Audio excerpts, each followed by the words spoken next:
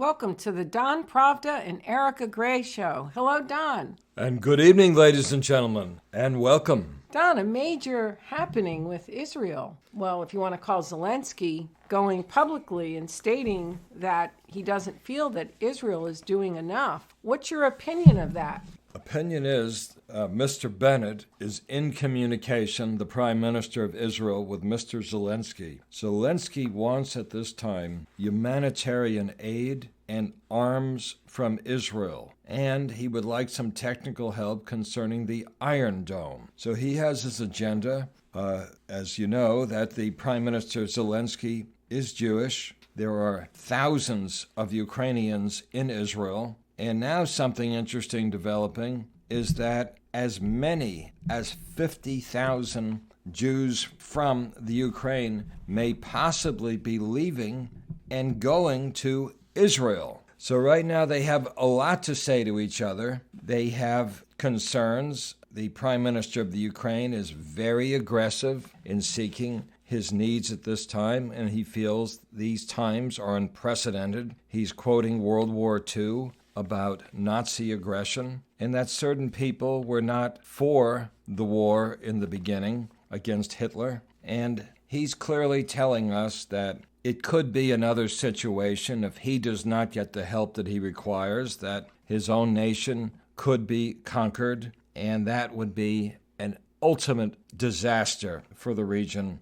But what's your opinion on his feeling that Israel is not doing enough and not providing enough arms? It seems to me that he's really playing on public opinion because public opinion is so in favor of the Ukrainian citizens and so anti-Russia. He's made the plea to the European Union to become a member literally overnight, which they can't do. That's against their laws on how members can or nations can become members of the EU. So they have to follow the protocol. But he had expected that that protocol would be waived. He felt that NATO should be involved, that the U.S. should be doing more, sending troops. And now this appeal to Israel. And he seems to have a lot of these appeals to different countries. But I was surprised because I understand from talking to you why Israel is taking a more neutral position because of the protection of the Jews in Russia. You were stating that there was like 200 centers? Over 200 centers, Jewish centers across the Russias. That includes schools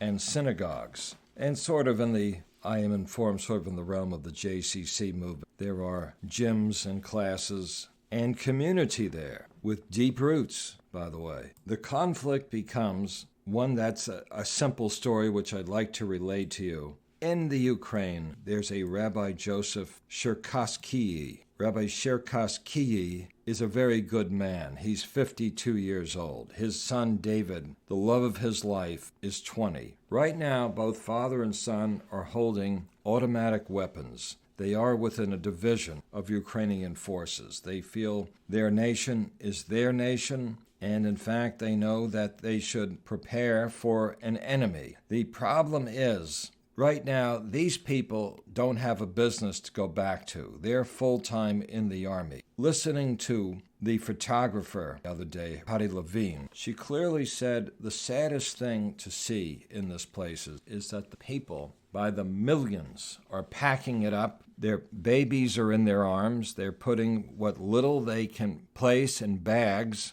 and then they start walking towards borders, such as the Polish border, which is the most desirable, or possibly the Romanian or Moldavian border. So right now, there's a lot of frightening information. Kiev has been bombed. People are leaving by the millions. The world is waiting. What is next? And may it be a meeting which could possibly happen soon, whether it's in Israel or Belarus or Alaska. These groups can get together and they can make peace if they want to. And now with, as Mr. Pugh noticed, his stock market failing, rubles have less value, the economy is being imploded. More sanctions are coming. It might be time, Mr. Putin, just to come to the table, start point by point. Let's find a middle, some compromises, and let's get out of war, sir. And you'll have many supporters in this country who will agree with you that it's the best step towards a peaceful solution. But you're sounding as if Russia's going to concede. And why would Russia concede? When it drew its line in the sand, it made very clear what it was asking for. Yes. And Zelensky isn't meeting even the smaller concessions that Russia's asking for. I don't think Russia's going to concede. No, Russia now is flexing its muscles. It is an empire. You might have noted the 60,000 people at the speech by Vladimir Putin. He was obviously praised. The crowd totally in for their leader, the prime minister. And there's a lot of different sensibilities working out. However, since the 7th century, Ukrainians and Russians have been together. They're not foreign entities. They know each other. And a lot of possibilities can happen in this time. But I think what I'm getting at a little bit early, do you really want common people in the Ukraine, like the rabbi that I just quoted, who's left his business? He has brought in his 20-year-old son to fight. And you know something, one of those days, these gentlemen in the Jewish community are talking about leaving for Israel. What we need is stability. We need common decency and kindness. We need exchanges of ideas. This could happen because the alternative would be a scorched earth policy where almost all of the Ukraine, particularly the cities, will be destroyed. And I can't see how this could possibly be positive. But this is more than just about peace. It's much more than that. It's a land grab. It's a money grab. For instance, Brussels Morning reported that for 3 consecutive months now, U.S. LNG exporters have registered record exports to the EU at premium prices that continue to grow. This was reported by Reuters. And with the U.S. selling gas right now to Europe at premium prices, I heard another report that basically stated that it's helping to keep the U.S. economy afloat. So with this occurring, the U.S. is not going to influence Zelensky to end this war or to concede to any of Russia's demands. As a matter of fact, it's in the U.S. interest that this continues or that Ukraine does not concede at all to any of Russia's demands, which doesn't make sense because you're seeing all these images of all the people that are being bombed, and yet, as another contradiction, the U.S. is sending more and more arms to Ukraine. And if you don't want the war and the bloodshed, why are you sending more arms? Why are you not having Ukraine concede and give Russia that's one demand of staying out of NATO? And he had another demand concerning the various regions and the Russian language still being able to be taught. Why not give in to those demands? What's the big issue? Well, the big issue is the European Union, even though they turned down Zelensky on immediate membership, 70% of legislation has been enacted through their association agreement. And they have a major trade pact with the Ukraine, and it's helping to boost the European Union's GDP. And then you have the U.S. with gas, and so this conflict with Russia is helping to boost the GDP, in a sense, for the United States, or a percentage of the GDP, even though we're taking a hit with gas prices and inflation. But it seems that this is going to keep going. There is going to be no concession because Zelensky don't think that with the deals that the U.S. politicians have in the Ukraine, that Zelensky's not aware of that. And in the meantime, you have the U.S. acting like a control freak. And it's funny, if you look at WebMD's characteristics of signs of controlling behavior, you see U.S. foreign policy. First sign, they insist on having their own way. That's the United States. They refuse to accept blame. That's the United States. Need to be the center of attention. They lie. They're unpredictable. They want to be in charge of finances. There you go. Sanction policy so that we can profit. And so there's a lot more going on, Don, behind the scenes that is so ugly and so evil. It's under the guise of democracy. Then you have the U.S. media. My perspective is always global. So I look at each of the empires and I look at the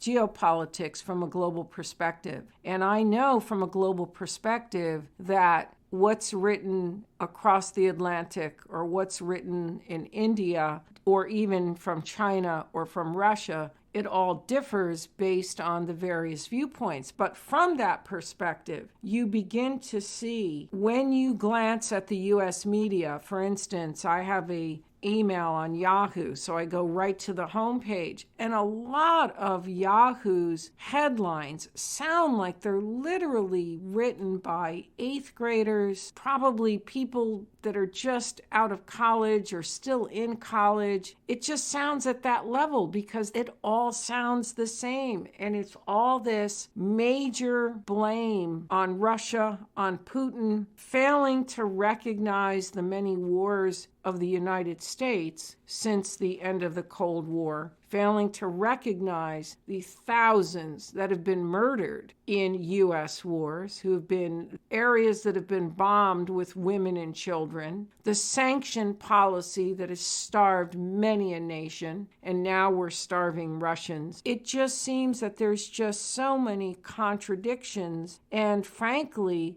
I don't know why the United States is so bent on this, because right now what's happening is you have boomerang sanctions, meaning they're coming back and hurting U.S. citizens, but you also have a major division now happening in the globe where you have the European Union teaming with the US and Canada and the UK. So you have those nations or those empires. And then you have Russia, China, India, and I believe Argentina and other nations as well that are part of the other side. And there's a real division now happening in the globe. And you're getting even a split. And yes. Russia is letting it be known they're not being hurt by the sanction policy, but it's splitting the globe. It's splitting the financial world system. And we don't yet know what the outcome is going to be from all of this. What's the outcome going to be from these sanctions? What's the outcome going to be? And the initial outcome, as the world now divides into two separate regions that operate independently. Your thoughts, Don? Well, here's reaction to Putin's aggression. The ruble has cratered. The stock market froze. The Putin sanctions are much more stricter than those in the past. And a lot of the world thinks that the days were over when one mighty nation could go into another sovereign nation and attempt to grab it and make it part of their empire. But as we're learning, it's not over. Mighty Russia wants Ukraine, and it's But I don't see it just grabbing it to make it part of its empire. Yes, to an extent, but there were real issues there since about 2006 and 7 that have been disputed. There have been lines drawn in the sand, and it all has had to do with NATO expansion. NATO's had 5 expansions, keeps expanding closer and closer to Russia, and then Ukraine voicing, and that seemed to be that, the association agreement in 2014 with the European Union, the puppet government that was installed by the United States, and there also is, no matter how much the media wants to downplay it, there is a right-wing faction in the Ukraine. An article was actually written in the Hindu today called the Azov Battalion, the Neonazis of Ukraine. Now, they were pretty strong at one point. I'm not sure of the status at the moment, but according to this article, they are a real force within Ukraine. So it's not just all steam that Putin is blowing over the neo-Nazis that are in the Ukraine. Any comments there? Well, we're quite aware that this organization does have many neo-Nazis. I cannot put every person in Azov and express that they are Nazis. However, they carry their beliefs with them. They have been around for a long time. They are a group to be feared, and I am certain Mr. Putin does fear them and does know them. There is a past from the Ukraine, World War II, where the Nazis collaborated with Ukrainian guerrillas, and it ultimately led against the Jewish people who were murdered. There's many different stories and histories between these two, but the main thing right now is to try and get together and stop this war and do it in a very mature way. And that's going to take many steps, many months, perhaps years, but we have to stop this bombing and this killing. And wouldn't it be wonderful to bring back around 3 million refugees returning to their home country? Wouldn't that be glorious? But how is that going to happen, Don, when so much money is involved, when the U.S. has so much money at stake in this war actually continuing? Well,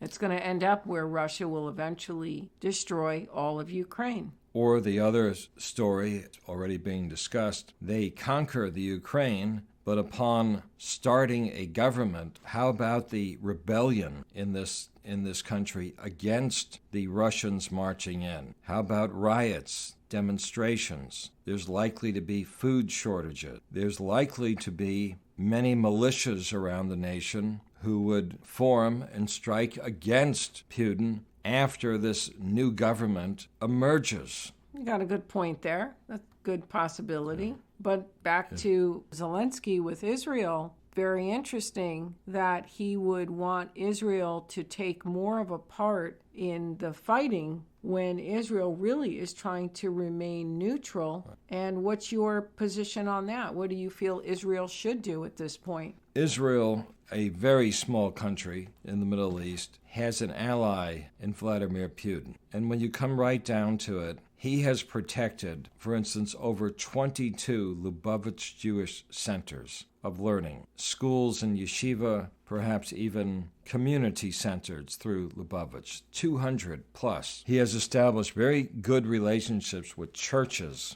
in particular the Russian Orthodox Church. Therefore, he is respecting religious liberty. That would continue. There'd be no change in that. There's some worry within our own Jewish community, once the fighting ends one day in the Ukraine, that the Ukrainian citizens might be looking for a scapegoat. Perhaps the Jews have something to fear. But I mentioned there's brave people like the rabbi fighting with his son. Jews are staying. They are fighting for their country. There's a lot of intrigue that's going to come to this area, and may it be a decent compromise. We don't want people being killed. We want people living well. Well, how about, too, Biden going to China and basically threatening China that if China offered any help to Russia, the U.S. would then sanction China or China would face consequences. We are really the bully on the globe. I mean, we are just a control freak. You know, one thing about Biden is he was known to be a foreign policy rock star, because